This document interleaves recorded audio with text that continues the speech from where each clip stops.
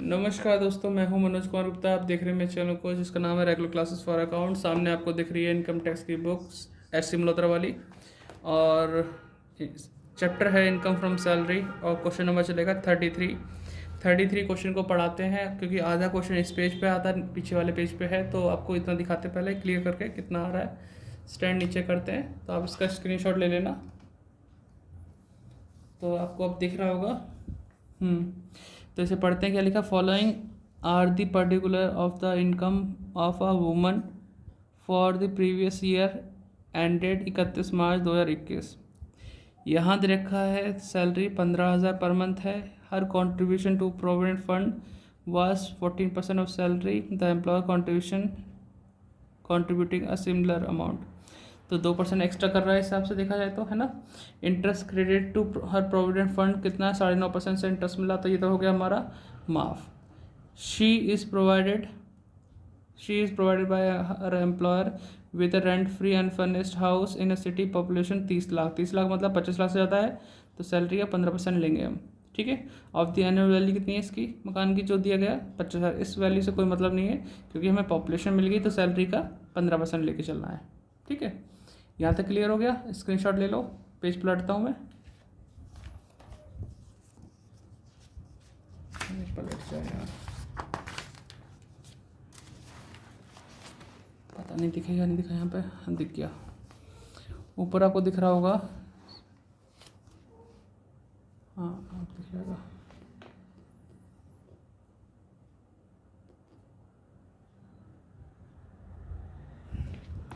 Proceeds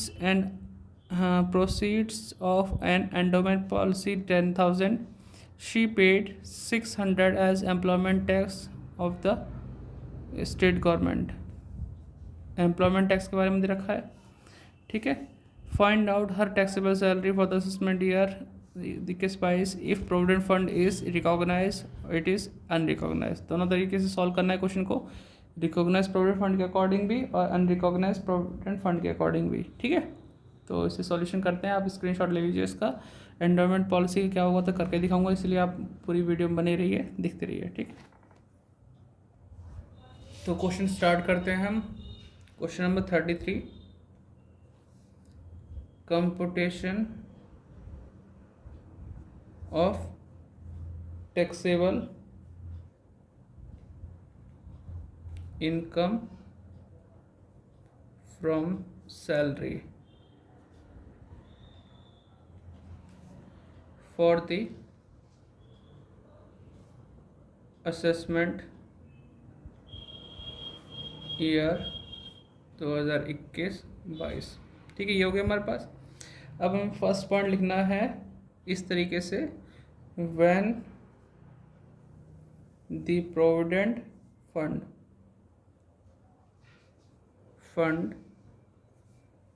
is recognised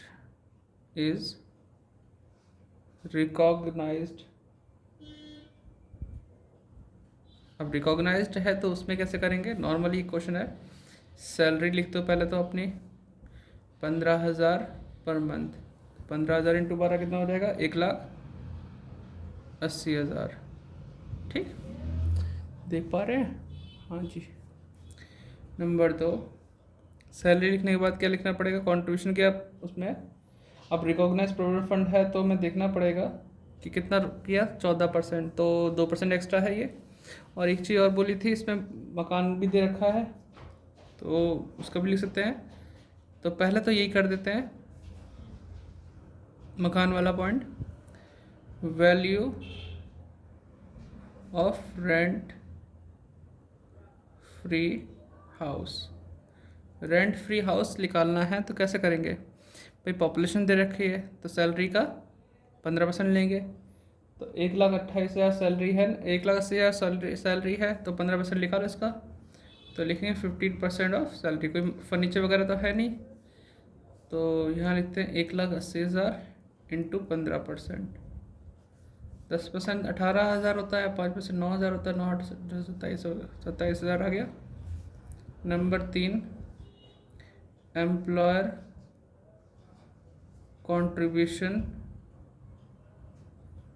contribution to RPF RPF in excess of 12%, ठीक है, of salary. तो भाई अगर देखा जाए 180 है, 180 सैलरी बन गई हमारी, और तो DPD है और कमीशन सेल तो है नहीं इसमें। और ये बोला कि 14% कॉन्ट्रीब्यूशन हो रहा था उस समय, तो 2% एक्स्ट्रा हुआ, तो 1,80,000 का देखा जाए तो 2% कितना होता है, सॉल्व करो, 3600, 20 गई, 18 दूनी 3600 आ गया। फोर्थ पॉइंट था interest on RPF in excess of 9.5%, तो 9.5% से ही इंटरेस्ट मिला था, तो ये तो माफ़ हो गया, एग्जेम्प्ट। यहाँ जोड़ेंगे तो क्या आएगा, ग्रॉस सैलरी, लेस करेंगे स्टैंडर्ड डिडक्शन। अभी आपके मन में आ रहा होगा या पीछे एक वो भी तो था एंडोमेंट पॉलिसी वाला, 10,000 रुपये, तो ये नहीं आता, ये नहीं जुड़ता, क्योंकि ये कैपिटल रिसिप्ट होती है इसलिए नहीं जुड़ती, ठीक है, कैपिटल रिसिप्ट होने के कारण ये नहीं आता इसमें। तो ये तो आएगा नहीं, अब बचा आपका 600 रुपये एम्प्लॉयमेंट टैक्स, तो इसकी भी डिडक्शन यही मिलेगी, एम्प्लॉयमेंट टैक्स, ठीक है।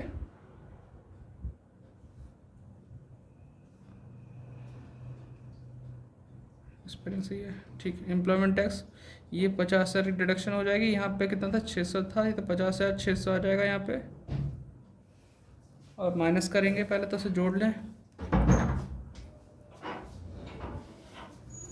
1,80,000 प्लस 27,000 प्लस 3600, 2,10,600 माइनस करेंगे 50,600, 1,60,000 आ रहा है बेटा,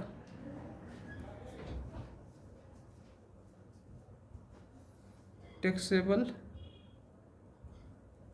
सैलरी देखते हैं कितना है। हाँ जी, 1,60,000 आ गया इसका, ठीक है, मैच कर रहा है। अब अगला पार्ट करते हैं, जो अनरिकॉग्नाइज प्रोविडेंट फंड हो, तो अनरिकॉग्नाइज में सेम ऐसे ही करेंगे, बस ये लाइन हट जाएगी और ये लाइन हट जाएगी, इसका यूज़ ही नहीं होगा, ठीक है, बाकी सब कुछ सेम रहेगा। तो करके दिखाते हैं, तो इतना समझ में आ गया हो तो स्क्रीनशॉट ले लो या कर लो, नोट डाउन कर लो पॉज करके, फिर मैं आगे बढ़ता हूँ, क्योंकि अब करनी पड़ेगी कॉपी।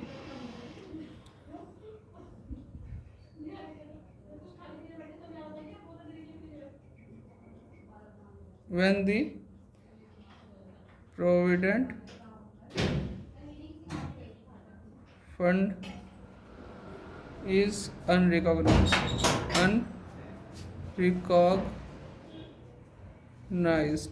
ठीक है, अनरिकॉग्नाइज्ड हो गया, थोड़ा सा अप कर देते हैं इसे, तो इसमें वही आएगा, ऊपर के 2 पॉइंट, सैलरी आएगी 15,000 इंटू 12, 180, फिर आएगा इसमें value of rent free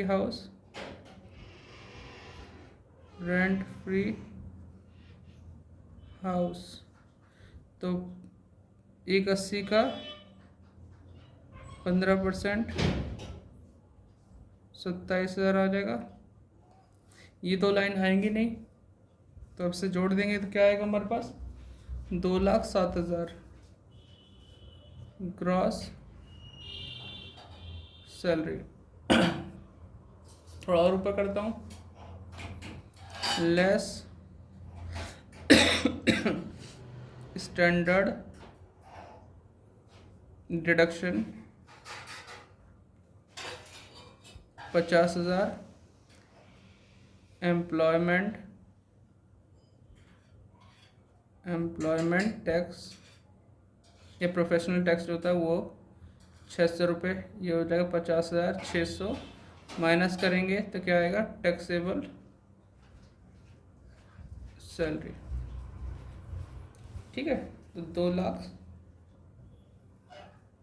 2,07,000 minus 50,600, 156,400 answer. तो ठीक है, आप नोट डाउन कर लो।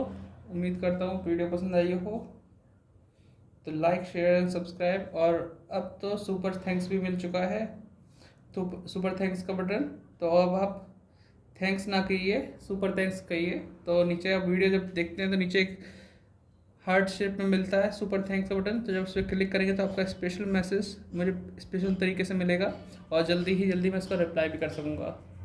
तो अब थैंक्स छोड़ो, सुपर थैंक्स कहो। ठीक है, बाय बाय, प्रमोशन हो गया।